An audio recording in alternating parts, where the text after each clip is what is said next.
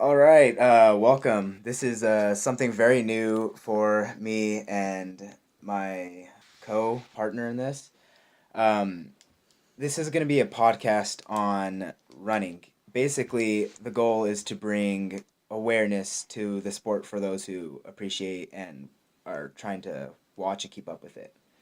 My name's Philip, and I'm Max, and we're going to be trying to spread as much information as possible through the next however many episodes we get out, trying to increase the awareness of high school sports, college sports, pro sports, whether it's sprinting all the way to distance, mid-distance, up to marathons and ultra running. So let's go on this journey together. Today we're going to be talking about the Nike National race that's coming up tomorrow. Right now it's November, Friday the 30th. So we've got our predictions, our regional breakdowns. We got our experience from our Southwest race that we just got back from a couple weeks ago. an experience from last year's NXN race. From last year's NXN race.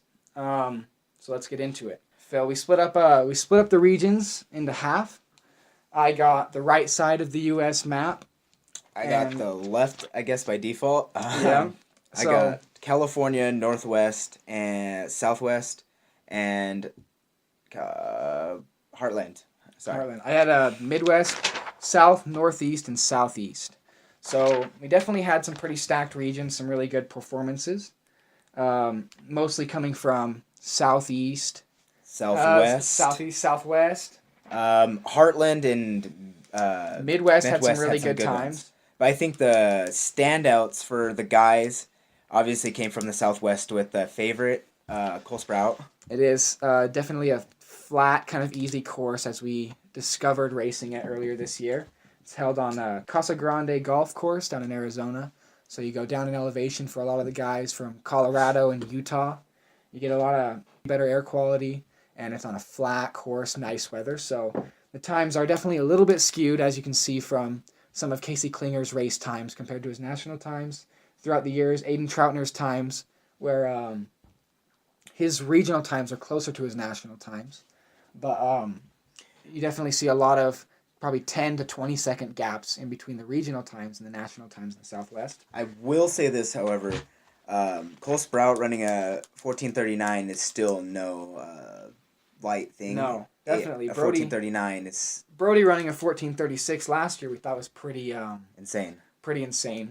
And Cole Sprout coming back and doing it, not necessarily on the same par as Brody, because Brody had a much harder race condition, but definitely still putting down some crazy times. And only as a junior. In fact, before we get too much into that, we should actually kind of talk more on the NXN last year, just to kind of get an idea of what it's going to be like this year. Last year, there was a clear favorite for the guys. It was Brody Hasty, and he should have been. But we did see something happen. Brody Hasty, he had some challenge. Obviously, Brody Hasty raced well, and so did Aiden. Aiden had the perfect race, and he not to take away from his amazing race. Aiden did show that come race day, it really kind of doesn't matter too much PRs and past races, because once you get to that national level, everything's kind of leveled. Everyone deserves to be there. You're racing with guys that you've never really seen, and usually for really fast guys, you're used to being out in the front, and it's a really hard thing to adjust to when, oh shoot, you have a whole pack behind you or right with you. Definitely. That's the thing that happens is a lot of these guys that are winning regional races are used to going to their state meets and kind of stomping, and so you don't see as high quality PRs throughout the season. You always see these big PRs, these big improvements toward the end of the season when it's not just them against themselves. They get to go out with these guys who have trained on their level, done their same workouts, done their same stuff throughout the whole season, and they get to go to these courses and just put it all on the field, see who's the toughest man out there. And that's really where I think you see a lot of the big improvements and a lot of the crazy times, is when these guys that are so separated in their own hometowns and states coming together, multi-statewide, regional-wide, national-wide, and racing the biggest guys in the business. And for on the girls' side for nationals last year, I mean, it was a pretty pretty Pretty stacked field against a lot of them. But I think it was pretty obvious what happened. Caitlin Tui just really set herself apart from the whole field, and that's not saying everyone else was bad, because all the other girls, second place, Kelsey Camille, ran a 17:25, which is a stellar time. Honestly, amazing. like that's national quality in and of itself. It's just that when you have these Olympic caliber athletes, like Caitlin Tui, as of right now, is an insane high school athlete. But where's she going to be? 2 records right now. Yeah, where's she going to be in 5 3 years? Maybe. She's going to be top of the nation, top of the world. Like, we don't know where she's going to go. So, Kelsey Camille, Mariah Castillo, they're definitely girls that would contend for national titles. It's just that when you have these world caliber athletes like Caitlin Tui, you've got like the top 5 girls. Caitlin Hart, she's a big contender. She was a sophomore last year racing, one of the youngest girls in the top 5 with Claire Walters. You've got these girls that are really packed up and really tight and race well off of each other. And then you've just got Caitlin Tui, who's out there in front. Like we were saying earlier with the guys, she's basically racing in a realm of her own. Unless she gets out to the national stage and international stage, she's in a league of her own, and she kind of just takes it out. So you never really get to see where she could fully compete. I will say this, though. Caitlin Hart has been running really good races this year, setting course records, really standing out. And I really think if it came down to maybe the last mile, if Caitlin Hart's still there, I wouldn't be surprised if she somehow managed to beat Caitlin Tui, because Definitely. It is ultimately a national race and a tough course that it changes a bunch of factors. I think if anyone's going to do it, I think Caitlin Tui is going to have not the best race of her life. She's going to have to slow down a little bit. But I think those girls are close enough on her heels that given if she was to not race at her peak, and if the other girls have the opportunity, they're close. You got Kelsey Camille, who raced 40 seconds off of her last year. Like, that's a gap that you can narrow in a year. That's a gap that somebody can chip at. And you got Caitlin Hart, who's probably just right on her heels. They're both returning top 5 runners from nationals last year. They can if anyone's going to do it, these girls are going to come in and upset Caitlin. It's really when you have a standalone athlete like Caitlin Tui, and even like in past years, like Casey Klinger for the guys, he won back-to-back. When you go into a race and everyone kind of expects, oh, this guy is going to win, or this girl's going to win, it's a clear winner, but racers and runners can't let that get in the head, because ultimately they still have just as much right and to be there and have a good chance to win, because race days they have control over it. Like, you can put in all the same work as somebody else, and you can do all the same training and all the same base mileage through the summer, and you can have the same exact training plan, but it really comes down to not only who wants it more, but who's willing to work for it, who's willing to go out fast in the beginning and hurt. Like, when you get down to these national races, they're definitely slower. The national times are slower than a lot of these people's regional races. But you see the grind, the contention between the top couple guys. They're putting down insane races for the course. They got cold weather in Oregon. Like, it's rainy almost every year, and it's cold. It's in early December, late November. Like, it's not a fun race course. But when you get down to it, like, it's kind of just it's a test of who's the toughest, not who's the fastest on a flat course. Exactly. And which is why we're going to get into some of the regional races now from 2018 to kind of see how the field stacks up for guys and girls. Regions. First up, I think we should start with the Midwest. One of the top candidates for the guys' individual race is Cole Hawker, or if I'm saying that right. His PR is 15 flat, set earlier this year in September.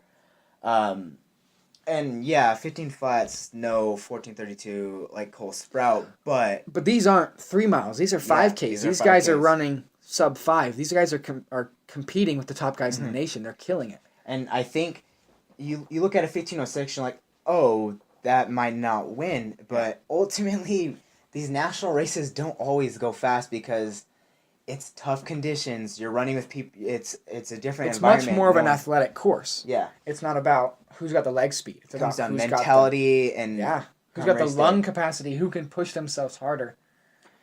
So based off of the Midwest, for men's at least, Cole Hawker's one of the guys to really expect to be up in that chase pack or in that lead pack.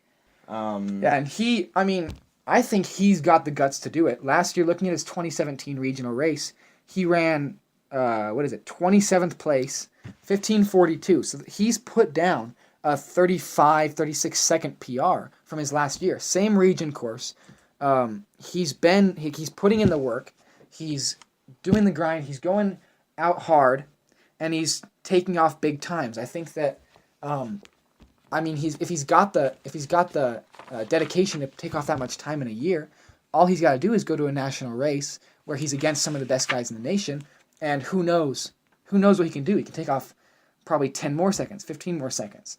And, that might be stretching it, but once you get out there, you never know. Anybody can come out. Aiden Troutner was forecasted to be, top 10, 11 place? Top 10, and had never raced for a national title ever. Yeah, had never raced for a national title. He had never been in the contention. First year at Nike? Never had that experience, and he just came in and raced the way he's always been, and he didn't let that was the thing. That influence him. He stayed. He knew that they were going to push the pace out quick, and so he stayed in that chase pack for the first mile and a half. He never made the big move until the end where it really last counted. 800 meters. Yeah, really counted. That was the thing, is that you saw Brody coming out, and you saw James Zamora right with him. We thought it was going to be a battle between them two. And then Aiden Troutner comes up from the back, racing probably the most tactical race we've seen since Matt Centrowitz's gold medal. It's hard to compare. So the distances, but it's a very smart race. It wasn't a fast race compared to maybe his PR. Actually, no, he was close to his PR. He was only a couple seconds off. It wasn't a fast race compared to Brody's PR, but it's a tactical race. He knew what he was doing. He knew what he had to do was stay comfortable, stay in the back, not in the back, but he had to stay in the chase pack.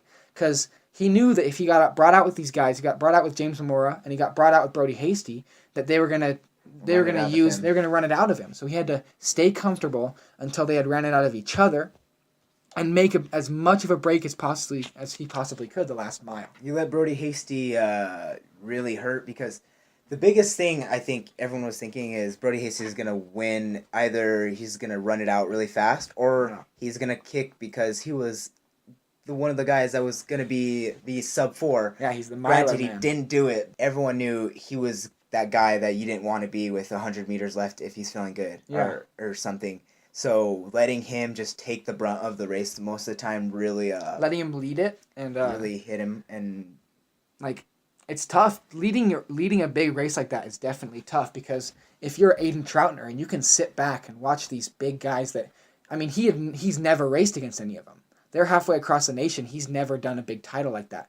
Maybe sometime in track season, but he's never raced a cross-country race with these guys. He doesn't know what's going on. So if he was to get in the front, that's way more mentally challenging than to watch them race and have his own race going on and then get up with them in the end. And real quick before we move on from the Midwest, we have the obvious girl. On the girl side, we have Caitlin Hart, who ran a 17:14, which is a really fast time. Definitely. I do think she could, if the race is a little on the slower side, I think she could pull out a possible W. Win, and if you will. That's in the Midwest. They have pretty quick times, but you never know what happens when she comes out to these national races. She might pull an Aiden Troutner and race as close to her PR as she ever had against girls who are going to go out and slow down. Caitlin Toohey running a 16:44 last year.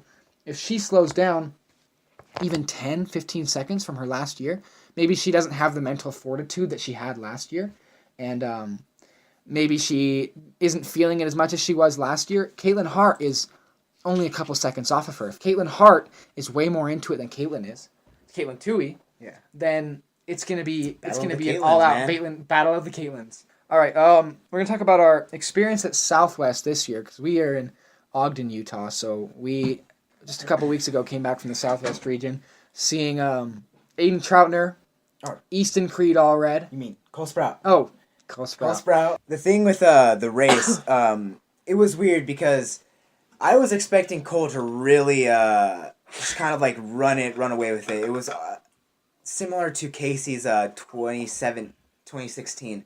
2016. He did have or 2015. It would have been. He did have Alec Parsons on him though. Or 2016. Yes. But I did expect Casey to just run it out or not Casey, Cole to run it out like Casey did his second year, or his final year at NXR. But it was a really close race, actually, at mile 1. Race. That was the thing is... There's a giant pack, which is... all the way through mile 0 1. through 2. They had at 2 they probably had a pack of 5. But through mile 1, he was not leading. There's a giant pack. He was right not, up there with... Well, he was leading, but he wasn't leading a pack. He was leading the whole race. Yes. Like, he wasn't distancing himself. himself. No separation yet. Yeah. And we found out, watching videos from Easton Allred's vlog, shout out.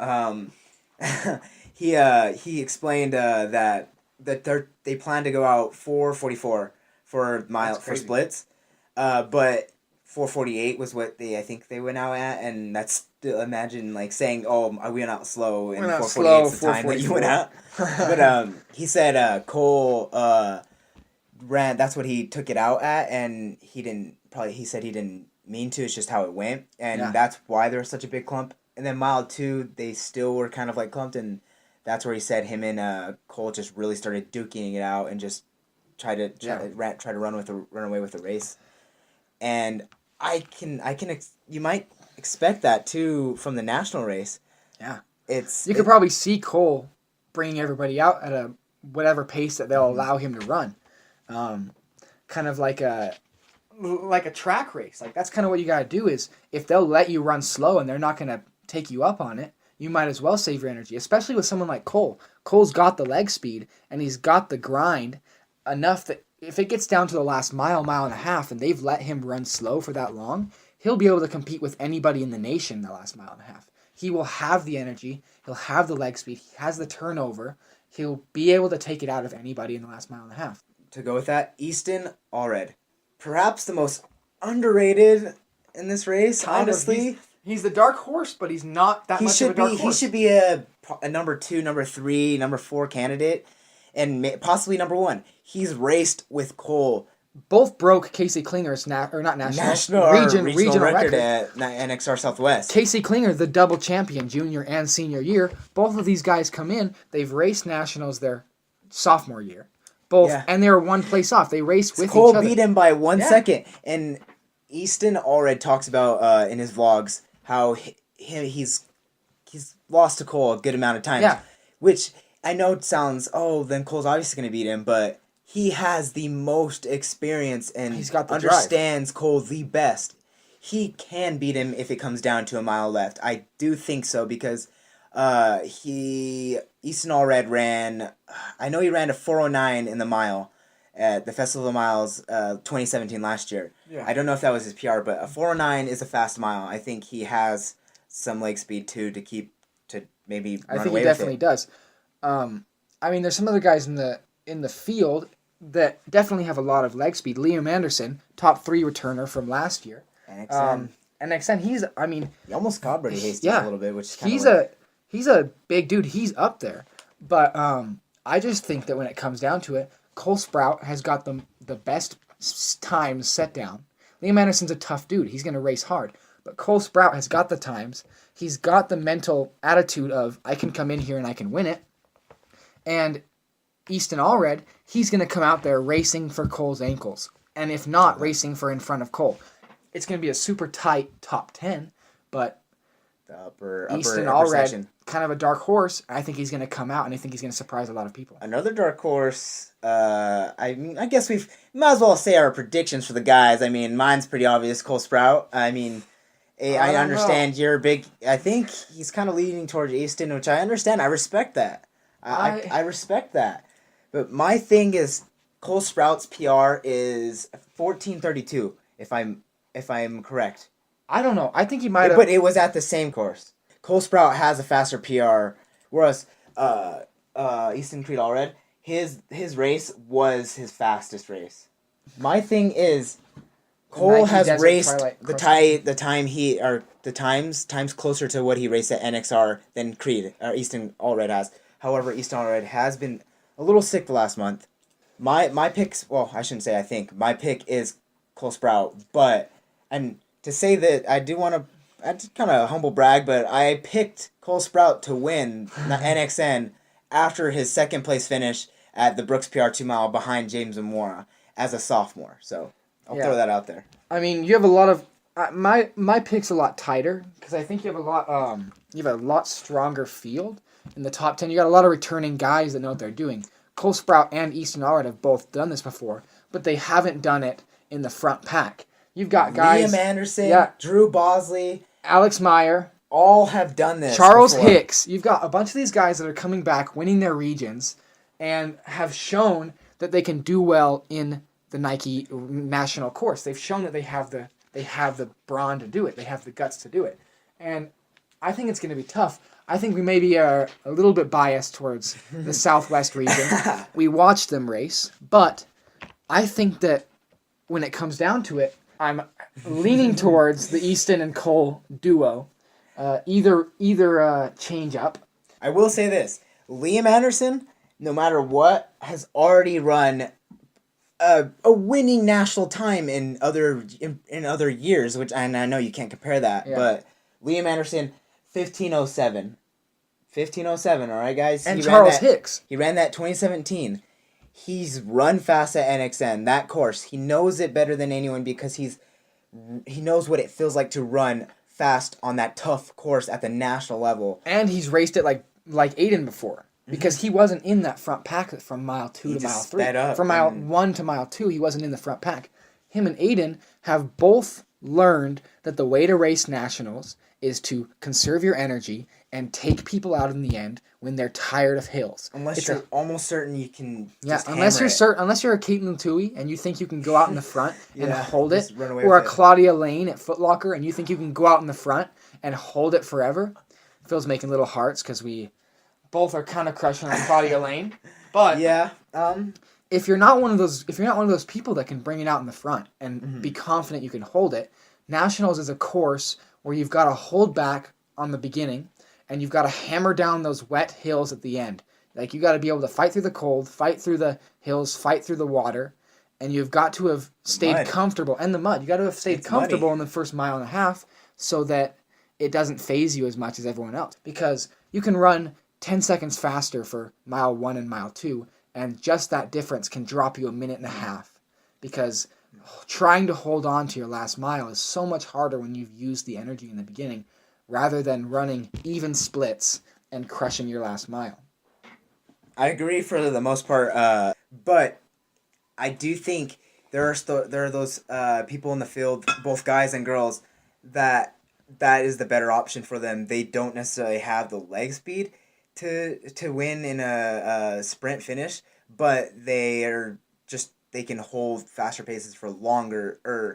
And I think those people who do that, if you let them get away, if anyone lets them get away, it's gonna be their race. And it's a hard course to catch up on somebody.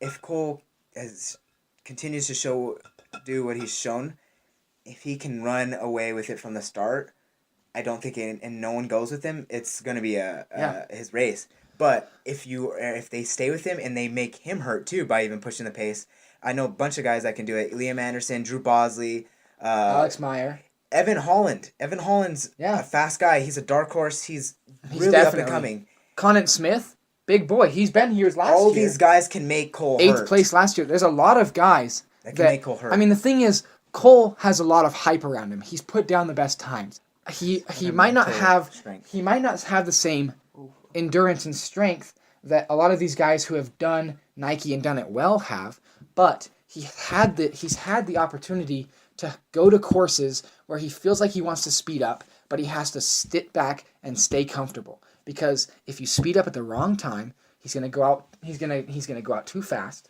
And I think there's a lot of guys that'll take advantage of that. There's a lot of guys that know how this course works, and if anyone goes out too fast, it'll be the death of them. All right, so I think you got to make an individual guy's choice. Okay. Come on, man. I need to hear it. I mean, I'm not gonna be disappointed with whatever you choose because it's a really stacked field. I think there's plenty of guys that can win it this year. Obviously, there's some favorites, and granted, I'm gonna give my top 3. I'm gonna be happy if any of them win. Okay, let's hear it. But I'm gonna give a number 1 as well. Okay. 3rd place, I'm giving it to Alex Meyer. Wow. I think that he's going to come back. It's his senior year this year. It's his last year. A lot of guys, it's their senior year. But it's his senior year this year. He placed right about in the chase pack last year. He knows how the course works. He moved up a lot. I think that through the training in this last year, that's third. I think through the training in this last year, he's going to come back with a vengeance, and he's going to take people out. 2nd place, Colorado rivalry. I'm going to say it's going to be Easton 2nd place, Cole 1st place. But next year, it's going to be Cole 2nd place, Easton 1st place. Rivalry switches up. I think the rivalry switches up. I think 11th grade year, their sophomore year, they raced right around in the 30s. Oh yeah, They're right around the 30s or the 40s. They're right in front or behind Sam Affolter. Who, speaking of switch, Sam Affolter's another guy to pay attention. Yeah, he's not only could he possibly win an individual title, but his team, Percival. Yeah. Percival can possibly, or no, not possibly, is a favorite to win the team title. Imagine that, winning the team title and the individual title. It's not far off, but I think Sam Affolter's going to have to work for it if he wants that. Yeah, no, that's the thing. Actually, they raced a lot higher than I thought. Help his team weigh a good amount. Cole Sprout, Easton Allred, 21st, 22nd place. Both sophomores last year. I say Cole keeps the 1st place his junior year.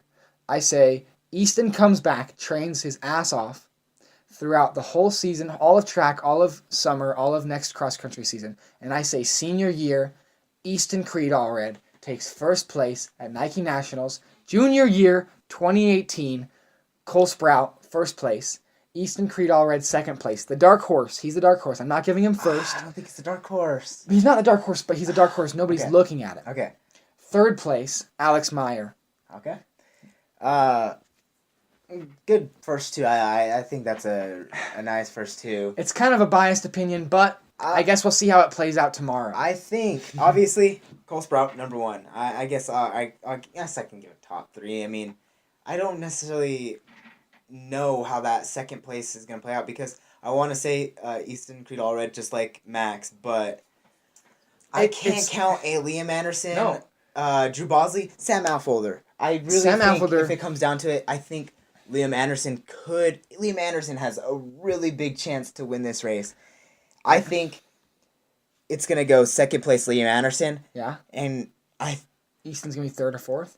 I think Easton gets 4th. Yeah. I think he gets beat by either Sam Affolter or Evan Holland even. I think a lot of these guys might be more athletic and might have more experience on the course. Slightly more experience. I mean, one more year of experience for some of these guys. Liam Anderson returning for his 3rd year. These guys have a little bit more experience racing this course as their senior year. But I think that Cole Sprout goes for the win. Easton Allred races as close as possible. And from there, it's a toss-up. Okay, let's move to the girls now. I think we all kind of want to say who's going to win, and Caitlin Toohey. Let's say it. Caitlin Toohey's most likely going to win. She's the favorite. And I think most likely she'll win it. However, I do think if it's a slightly slower, more tactical race, I think Caitlin Hart or Kelsey Camille, or Emily Covert. Or Brooke Robber, the freshman coming back her sophomore year. Claire Walters putting up a huge fight. I mean, you got a stacked field in the girls as well. It's just that you have one kind of standout star that she's raced hard races. Yeah. She's gone hard places. I mean, her record is on an indoor track where she can have all the conditions perfect, but she's shown us in the past that she can race hard courses. All right. I mean, that kind of wraps up for the guys, and I guess the girls. I think it's gonna be a good race. I Super doubt excited. we'll be disappointed. Even on the girls' side, I think there could be some big surprises. I We'll think, see. especially if you're not just looking for first place. If you're looking for There's a race. There's a whole race going on right after. behind him. Going on after. Well, that's gonna cut it for us today. But Check back in after the national race. see you then.